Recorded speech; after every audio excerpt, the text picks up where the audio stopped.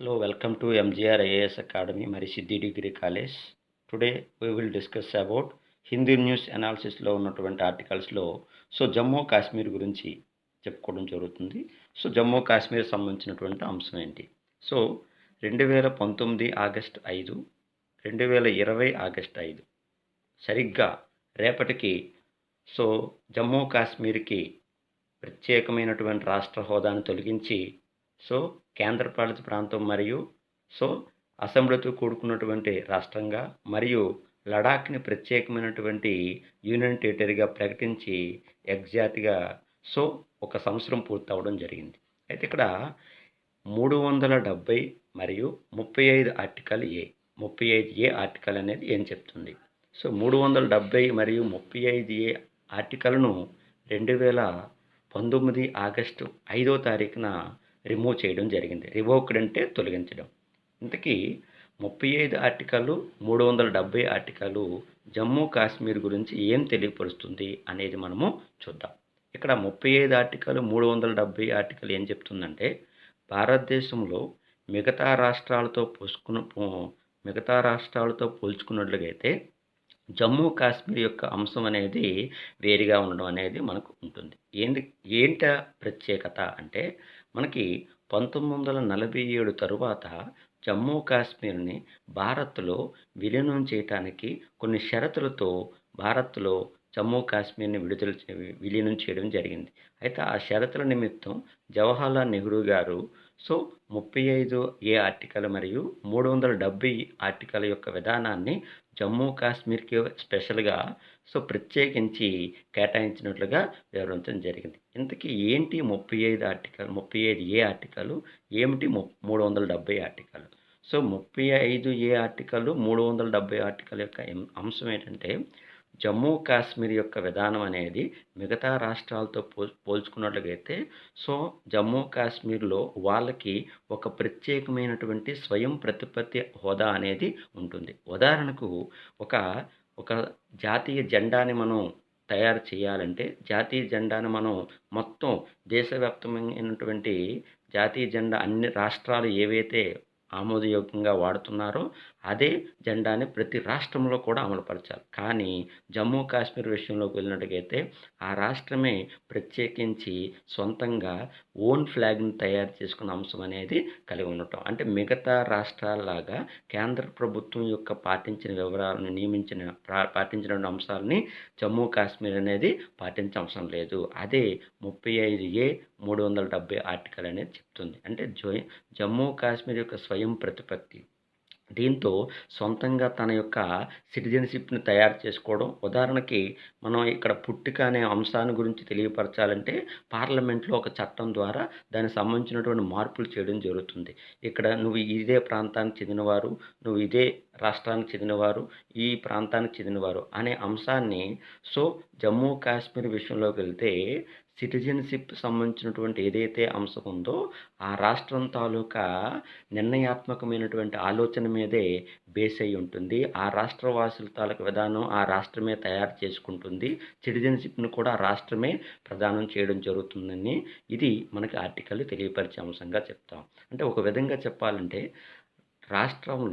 దేశంలో అన్ని రాష్ట్రాలు కూడా కేంద్ర ప్రభుత్వం యొక్క ఆధీనంలో ఉంటే, ఒక జమ్మూ కాశ్మీర్ మాత్రము తన రాష్ట్రం తాలూకా అడ్మినిస్ట్రేషన్, తన రాష్ట్రం తాలూకా అసెంబ్లీ, తన రాష్ట్రం తాలూకా ఏదైతే ముఖ్యమైనటువంటి అంశాలు ఉన్నాయో పూర్తి ఆధిపత్యం అనేది ఆ రాష్ట్రం తాలూకా ఆధీనంలోనే ఉంటుందనే అంశం అనేది మనకి ఈ ఆర్టికల్ అనేది తెలియపరచడం అనేది జరుగుతుంది.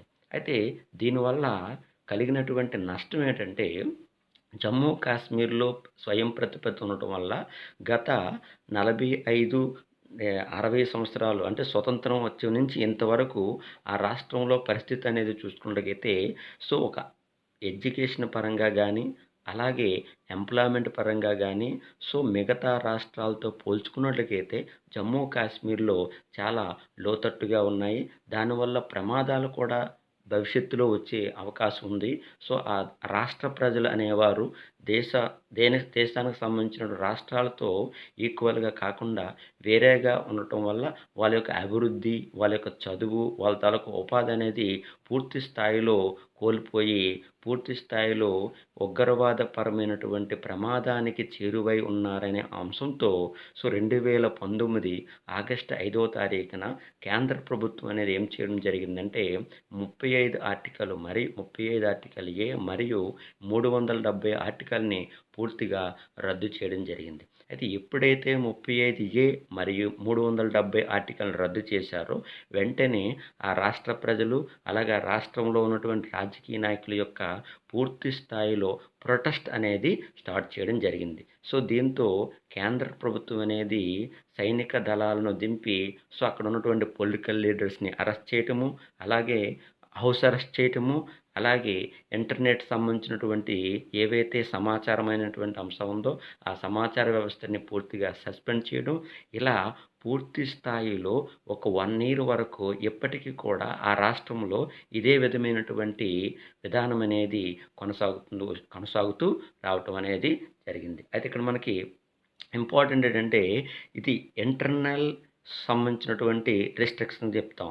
ఇంటర్నల్ రిస్ట్రిక్షన్ అంటే ఏంటంటే ఆ రాష్ట్రంలో సమాచారం గానీ, ప్రధానమైనటువంటి అంశాలు గానీ పూర్తి స్థాయిలో రద్దు చేయటం.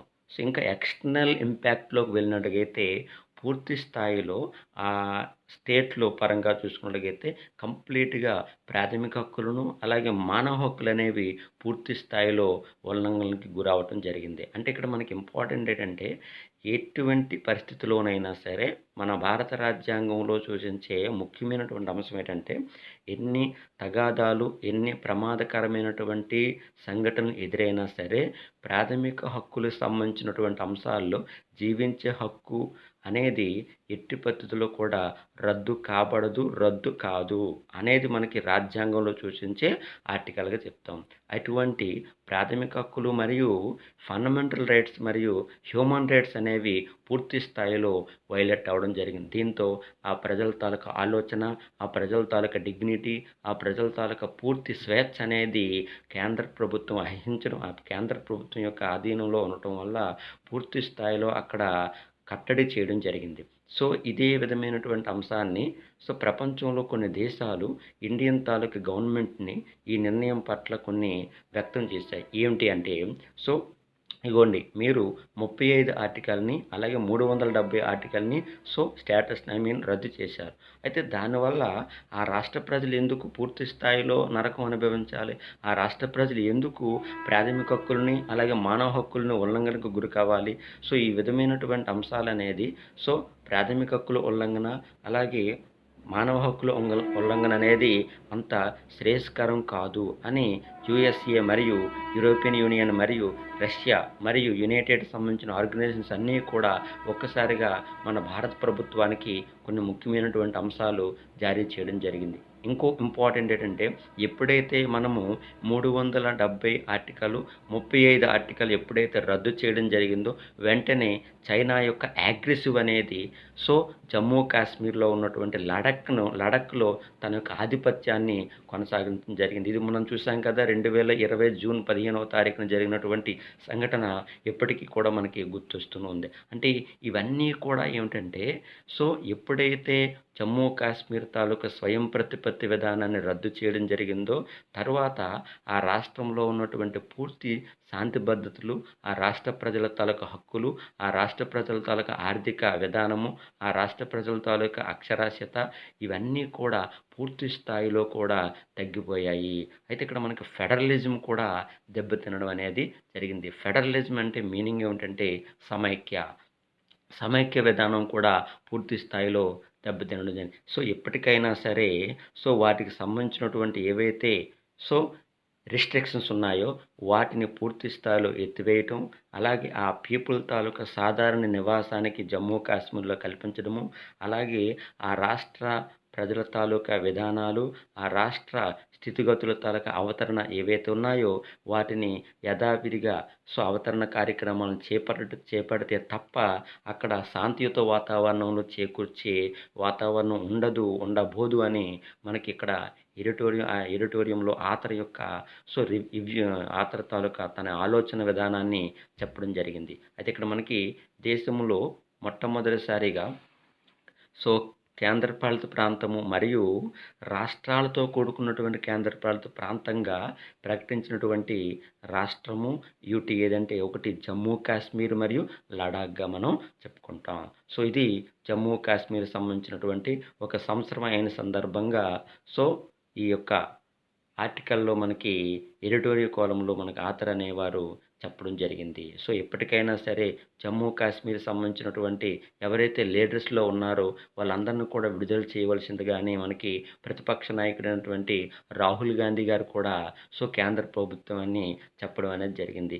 ఇది జమ్మూ కాశ్మీర్ సంబంధించినటువంటి ఆర్టికల్ వివరాలుగా మనం చెప్తాం. ఇక నెక్స్ట్ వచ్చే ఆర్టికల్ ఇంపార్టెంట్ ఏంటంటే ఇక్కడ ఇంటర్నేషనల్ రిలేషన్లో చెప్పుకున్నటువంటి ఆర్టికల్ అండి. ఇక్కడ మనకి నార్థరన్ ఐరిష్ శాంతియుత పోరాటానికి, నార్థరన్ ఐరిష్ యొక్క డెవలప్మెంట్కి పూనుకున్నటువంటి ప్రముఖ శాంతియుత వీరుడిగా చెప్పుకుంటాం. ఆయన పేరే జాన్ హ్యూమ్. ఈయన ఈ మధ్య కాలంలో మరణించడం జరిగింది.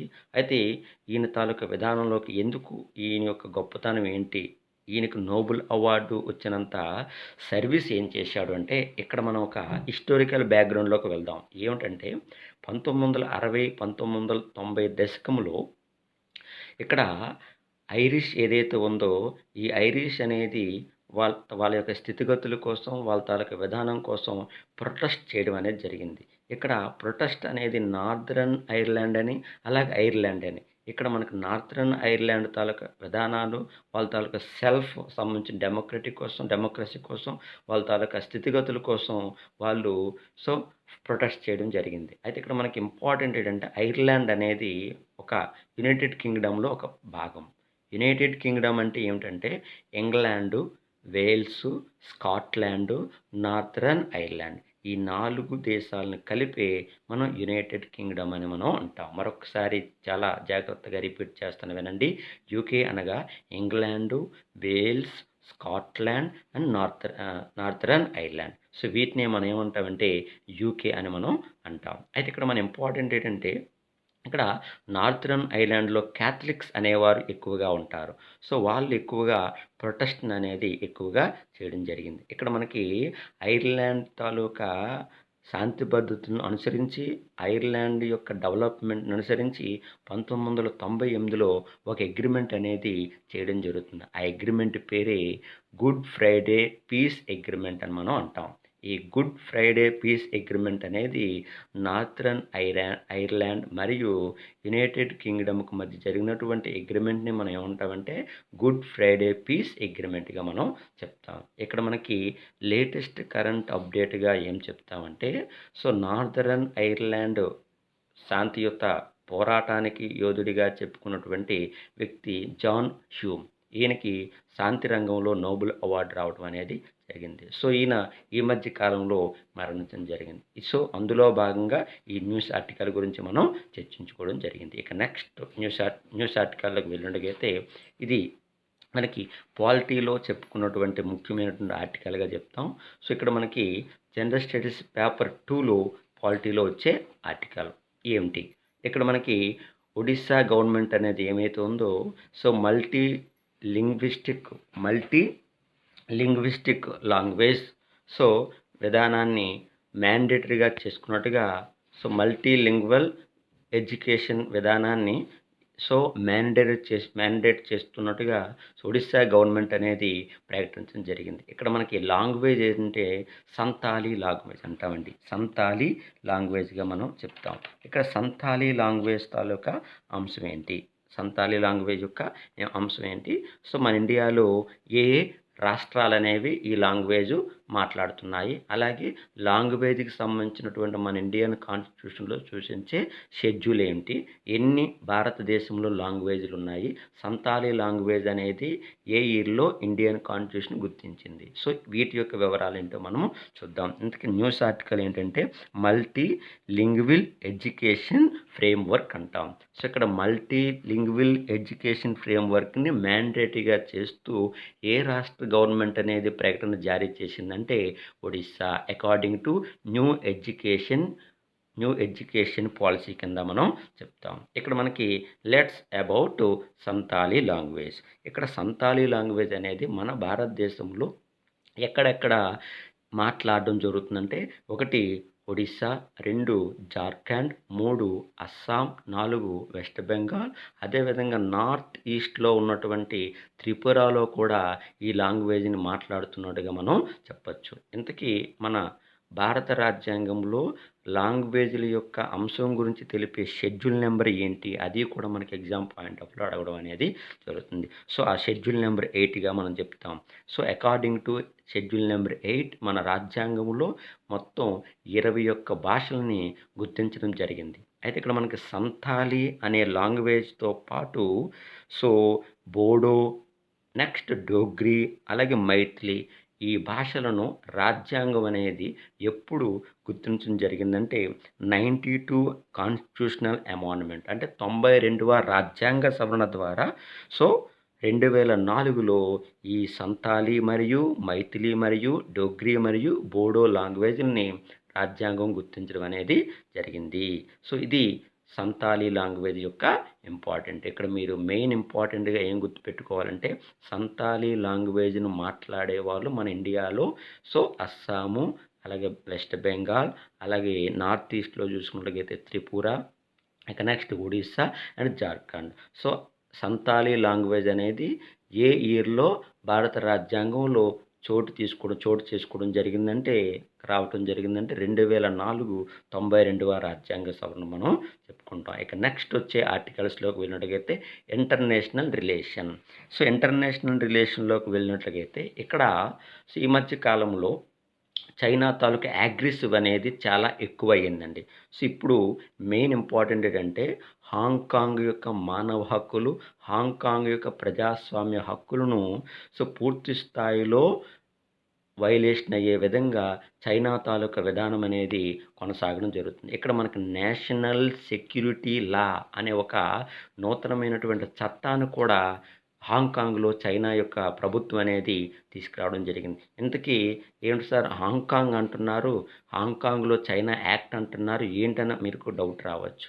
ఏమిటంటే హాంకాంగ్ అనేది మనకి సో, బ్రిటిష్ యొక్క ఆధ్వర్యంలో ఉన్నప్పుడు సో, బ్రిటిష్ నుంచి వచ్చేటప్పుడు సో, హాంకాంగ్‌ని చైనా తాలూకా అంశంలో కొన్ని సో, షరతుల నిమిత్తం అనేది సో, అక్కడ హాంకాంగ్‌కి స్వయం ప్రతిపత్తి హోదా అనేది కల్పించారు. అంటే ఇక్కడ మనకి ఇక్కడ వన్ స్టేట్ టూ పాలసీ అనే సిస్టమ్‌ని నడవడం అనేది జరుగుతుంది. అంటే ఇక్కడ చైనా తాలూకా విధానం అనేది హాంకాంగ్‌లో ఎక్కువగా ఉండడం అనేది జరుగుతుంది. ఇక్కడ మనకి 2057 వరకు కూడా ఇదే విధమైనటువంటి ప్రాసెస్ అనేది జరుగుతుంది. సార్ 2047 వరకు కూడా ఇదే ప్రాసెస్ అనేది జరుగుతుంది. అంటే 1997లో బా యూకే నుంచి అంటే ఐ మీన్ బ్రిటిష్ నుంచి హాంకాంగ్ అనేది సో, స్వతంత్రం తీసుకురావడం జరిగింది. దీంతో చైనా తాలూకా అంశం ఏంటంటే సో, మీరు ఇండివిడ్యువల్‌గా ఒక 50 సంవత్సరాల పాటు ఎటువంటి గొడవలు లేకుండా చక్కగా మీరు పరిపాలించినట్లయితే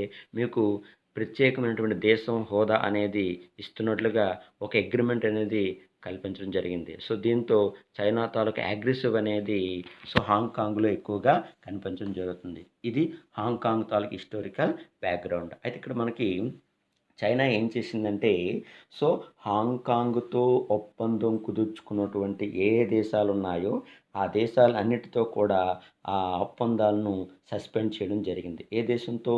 హాంకాంగ్‌తో. సో, సస్పెండ్ చేసిన దేశం ఏదంటే చైనా. సో, వెస్టర్న్ కంట్రీస్ అంటాం. ఏమిటా వెస్ట్రన్ కంట్రీస్ అంటే సో న్యూజిలాండు, అలాగే ఆస్ట్రేలియా, అలాగే నెక్స్ట్ మనకి అమెరికా, ఇవన్నీ కూడా వెస్ట్రన్ కంట్రీస్లోకి వచ్చినటువంటి కంట్రీస్గా మనం చెప్తాం. ఇది ఇంటర్నేషనల్ రిలేషన్లో మనం చెప్పుకునే ఆర్టికల్. ఇక నెక్స్ట్ వచ్చే ఇంపార్టెంట్ ఆర్టికల్ ఏంటంటే వెరీ వెరీ మోస్ట్ ఇంపార్టెంట్ అండి. సో సైన్స్ అండ్ టెక్నాలజీలో మనం చెప్పుకుంటూ ఉంటాం. సో ఏమిటా ఆర్టికల్లో ఉన్నటువంటి అంశం ఏంటి? స్పేస్ ఎక్స్ అనేది ఏంటంటే అమెరికాలో ఒక ప్రైవేటు ఆర్గనైజేషన్, ప్రైవేటు అంతరిక్ష పరిశోధన సంస్థగా మనం చెప్తాం. అయితే ఇక్కడ స్పేస్ ఎక్స్, అమెరికాకి చెందినటువంటి స్పేస్ ఎక్స్ అనేది ఒక చరిత్ర అనేది సృష్టించడం జరిగింది. ఏమిటంటే సో ఈ సంస్థ రూపొందించినటువంటి డ్రాగన్ వ్యోమనౌక అనే వ్యోమనౌక ద్వారా ఇద్దరు ఎవరైతే సో ఆస్ట్రోనట్స్ ఉంటారో వారిని ఇంటర్నేషనల్ స్పేస్ సెంటర్కి పంపించి తిరిగి భూమి మీదకి తీసుకురావడం జరిగింది. అంటే ఇక్కడ సో ఇంటర్నేషనల్ స్పేస్ సెంటర్ నుంచి తిరిగి భూమి మీదకి తీసుకురావటం అనేది సో అమెరికా యొక్క చరిత్రలో 45 సంవత్సరాల్లో మొట్టమొదటిసారిగా తిరిగి ఇదే విధమైనటువంటి సక్సెస్గా పూర్తి స్థాయిలో అంతరిక్ష పరిశోధన విధానం అనేది జరిగినట్టుగా సో ఇదొక హిస్టరీగా మనం చెప్పుకుంటాం. ఇంతకీ ఎవరా ఇద్దరు వ్యోమనౌకలు అంటే ఫస్ట్ వన్ డగ్ హర్లీ మరియు బాబ్ బెంకాన్లు. వీళ్ళిద్దరినీ కూడా మొన్న 2020 మే నెలలో 2020 మే 30వ తారీఖున సో స్పేస్ ఎక్స్ అనేది ఈ యొక్క డ్రాగన్ వ్యోమనౌక ఏదైతే ఉందో సో ఈ డ్రాగన్ వ్యోమనౌక ద్వారా వీళ్ళిద్దరిని సో అంతరిక్షంలోనికి పంపించడం జరిగింది. సో దీంతో 2 నెలల తర్వాత సో వీళ్ళు భూమి మీదకి ల్యాండ్ అవ్వడం జరిగింది. ఇది 45 సంవత్సరాల తర్వాత మొట్టమొదటిసారిగా ఒక వ్యోమనౌక నుంచి తిరిగి భూమి మీదకి రావడంగా గమనించవచ్చు. ఇంతకీ స్పేస్ ఎక్స్ అనేది ఏమిటి, వాటి తాలూకు వివరాలు ఏంటో మనం చూద్దాం. స్పేస్ ఎక్స్ అనేది ఏంటంటే అమెరికాకు చెందిన ఒక ప్రైవేటు ఒక అంతరిక్ష పరిశోధన సంస్థ. సో దీని యొక్క రూపకర్త ఫౌండర్ అంటే ఎలాన్ మస్క్. రూపకర్త ఫౌండర్గా ఎవరని చెప్తామంటే ఎలాన్ మస్క్. ఇంతకీ సో మానవ సహిత ప్రయోగాల యొక్క కార్యక్రమం అనేది అమెరికా అనేది చివరిసారిగా ఎప్పుడు చేసిందంటే 2011 తర్వాత మానవుణ్ణి పంపించే కార్యక్రమాల తాలూకు విధానాన్ని సో అమెరికా అనేది పూర్తి స్థాయిలో సస్పెండ్ చేయడం జరిగింది. ఎందుకంటే తన దగ్గర మానవ సహిత సంబంధించినటువంటి విధానం, పంపించే విధానం అనేది సో దానికి సంబంధించినటువంటి ఎక్విప్మెంట్ అనేది సో తక్కువగా ఉంది. సో ఇంతవరకు ఆ దేశం ఏ దేశంతో ఆధారపడి ఇటువంటి ప్రయోగాలు చేయడం జరిగిందంటే రష్యా మీద ఆధారపడి ఈ ప్రయోగాలు చేయడం జరిగిందని అంశాలు అందరూ కూడా గమనించాలి. ఇంకోటి ఇంపార్టెంట్ ఏంటంటే ఇక్కడ మనకు డ్రాగన్ వ్యోమనౌక అన్నాం చూసారా, ఈ డ్రాగన్ వ్యోమనౌకకి ఒక స్పెషాలిటీ ఉంది. ఏమిటంటే రీయూజబుల్ స్పెషాలిటీగా చెప్తాం. సో దీన్ని తిరిగి అంటే ఒకసారి ఉపయోగించినటువంటి నౌక అనేది రెండోసారి సాధారణంగా ఎవరు ఉపయోగించరు, కానీ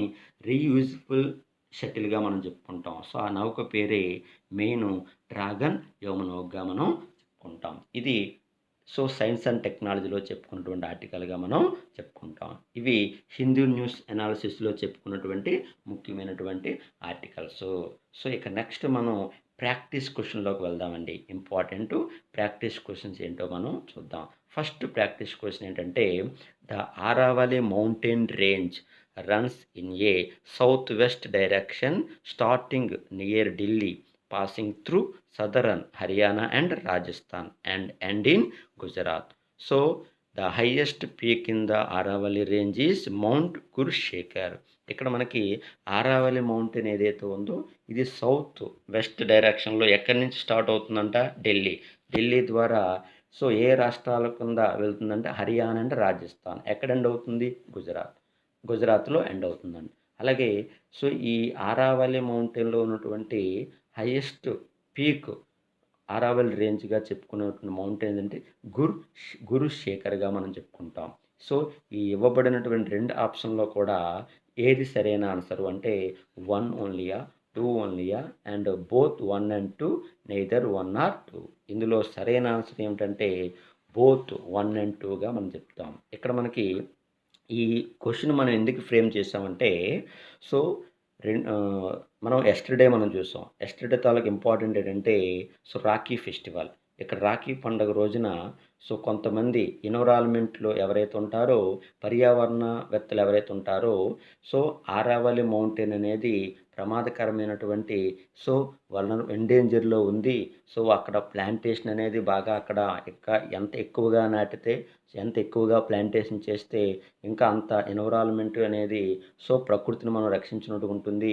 సో ఎన్విరాన్మెంట్ పర్యావరణ విధానాన్ని పర్యావరణ క్రమశిక్షణ ఎప్పుడైతే మనం పాటిస్తామో అప్పుడే దేశం తాలూకు అభివృద్ధి అనేది ముందుకు వెళ్తుంది. ఈరోజు ప్రపంచ దేశాల్లో కూడా యూరప్ కాంటినెంట్లో చూసుకున్నట్లయితే అక్కడ సస్టైనబుల్ డెవలప్మెంట్ అంటే మీనింగ్ అంటే అక్కడే ఎక్కువగా మనం చూస్తాం. ఎందుకంటే ప్రపంచంలో సో ఫారెస్ట్ సంబంధించినటువంటి వృక్షాలకు సంబంధించినటువంటి పెంపుదల ఈ విధానం అనేది మనం యూరప్ కాంట్లోనే ఎక్కువగా మనం చూస్తూ ఉంటాం. అయితే ఇక్కడ ఇంపార్టెంట్ మనం చెప్పుకునే ఆరావళి అనే న్యూస్ మౌంటైన్ అనేది ఎందుకు న్యూస్లోకి వచ్చిందంటే కొంతమంది పర్యావరణవేత్తలు ఎవరైతే ఉన్నారో వాళ్ళందరూ కూడా కలిసి పర్యావరణాన్ని రక్షించే విధంగా వాళ్ళు చెట్లకి రాఖీ కట్టి సో చెట్లని మనం రక్షించాలి, సో వాటిని మనం ఎదుగుదల కోసం మనం పాటుపడాలి అనే ఒక సందేశాన్ని ఇక్కడ ఇవ్వటం జరిగిందనే అంశాన్ని అందరూ కూడా గమనించాలి. ఆ పరంగా ఈ యొక్క బిట్ని మనం ఫ్రేమ్ చేయడం అనేది జరిగింది. ఇక నెక్స్ట్ వచ్చే సో ప్రాక్టీస్ క్వశ్చన్ ఏమిటంటే which of the following statement are correct? Santali language is spoken only in Odisha and Jharkhand. It is recognized as one of the scheduled language of Indian under the 8th schedule of the Indian Constitution. ఇందులో సరైన answer ఏంటి? 1 ఓన్లీయా, 2 ఓన్లీయా, both 1 and 2, neither 1 or 2? ఇందులో మనకి only 2 only మనం చెప్తాం. ఎందుకు 2 only చెప్తామంటే సంతాలి లాంగ్వేజ్ని కేవలం ఒడిస్సా జార్ఖండ్ మాత్రమే కాదు, సంతాలి లాంగ్వేజ్ని మాట్లాడే వాళ్ళు మన ఇండియాలో ఒడిస్సా జార్ఖండ్తో పాటు అస్సాము, వెస్ట్ బెంగాల్, నార్త్ ఈస్ట్లో త్రిపురలో కూడా మాట్లాడుతారని మనం జస్ట్ ఇప్పుడే మనము ఆర్టికల్లో చెప్పడం అనేది జరిగింది. ఇక నెక్స్ట్ వచ్చే ఆర్టికల్ ఏమిటంటే Good Friday agreement is related to so ఎవరెవరికి మధ్య జరిగింది? సో ఫస్ట్ సౌత్ ఏషియా సంబంధించినటువంటి అగ్రిమెంటా, నార్థరన్ ఐర్లాండ్ పీస్ ప్రాసెసా, withdraw of Soviet Union from ఆఫ్ఘనిస్తానా, సూయిజ్ కెనాల్ క్రైసిసా? ఇందులో సరైన ఆన్సర్ ఏంటంటే మీరు గెస్ చేయొచ్చు, అదే నార్థరన్ ఐర్లాండ్ పీస్ ప్రాసెస్గా చెప్తాం. సో ఇందులో మనం ఎందుకు చెప్పడం జరిగిందంటే నార్థరన్ ఐర్లాండ్ పీస్కి తరపున పోరాడినటువంటి శాంతియుత వీరుడు సో ఆయన హ్యూమ్ ఈ మధ్య కాలంలో చనిపోవడం జరిగింది. ఆ పరంగా మనకి ఈ ఆర్టికల్ అనేది రావటం అనేది జరిగింది. సో ఇవి ఇంపార్టెంట్ న్యూస్ ఆర్టికల్స్లో సంబంధించినటువంటి హిందీ న్యూస్ అనాలిసిస్. రేపటి క్లాస్లో మరికొన్ని న్యూస్ ఆర్టికల్స్లో మనం చూద్దాం. సో మీకు ఏమైనా ఒకవేళ సో ఎక్స్ప్లెనేషన్లో ప్రాబ్లం అయినా స్పీడ్ అయినా తగ్గినా ఇంకా అదనమైనటువంటి సమాచారం ఎవరికైనా ఇవ్వాలనిపించినట్లయితే కావాలనుకున్నట్లయితే తప్పనిసరిగా మీరు కామెంట్ బాక్స్లో పెట్టండి. దానికి తగ్గట్టుగా మేము రిప్లై సో మోడిఫికేషన్ చేసి మీకు ఎగ్జామ్ పాయింట్ ఆఫ్ ఇవ్వడం అనేది జరుగుతుంది. సో మరికొన్ని so don't forget my channel. So good bye. So జై హింద్.